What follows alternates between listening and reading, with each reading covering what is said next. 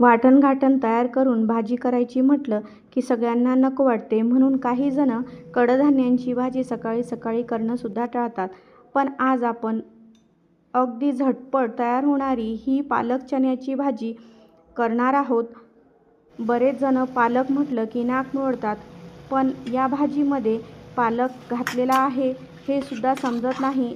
चला तर मग जास्त वेळ न घालवता भाजीला सुरुवात करूया. तर रात्रभर मी चणा भिजू घातला होता, त्याला छान मोड पण आलेले आहेत.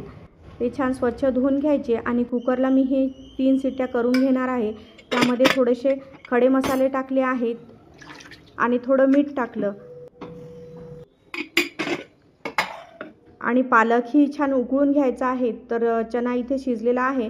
खडे मसाले जे टाकले होते ते काढून घ्यायचे आहे आणि पालक आणि थोडे चणे टाकून यामध्ये आपण दही पण टाकू शकतो आणि हे मिक्सरला वाटून घ्यायचं आहे. तर मी इथे दही घेतला आहे. दह्यामध्ये लाल तिखट, हळद, धनिया पावडर, मीठ आणि गरम मसाला टाकून हे छान फेटून घ्यायचं आहे आपल्याला.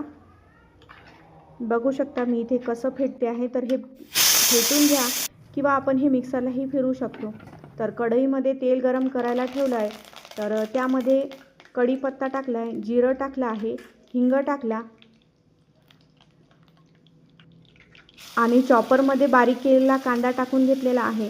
तर या भाजीत कांद्याचा थोडा जास्तच वापर केलेला आहे आणि इथे आलं लसूण ठेचून घेतलं होतं तर तेही टाकून घेतलं आहे आणि टोमॅटोही चॉपरला चॉप केलेला होता तर तोही टाकून घेतला आणि मीठ टाकून घेतलेलं आहे. तर मीठ थोडं बेताने टाका, आपण या ग्रेव्हीमध्ये पण टाकलं होतं आणि जे आपण दह्यामध्ये तिखट मीठ टाकलं होतं ते पण टाकून घ्यायचं आणि तेल सुटेपर्यंत हे छान परतून घ्यायचं आहे आपल्याला आणि थोडं पाणीही टाकून घ्यायचं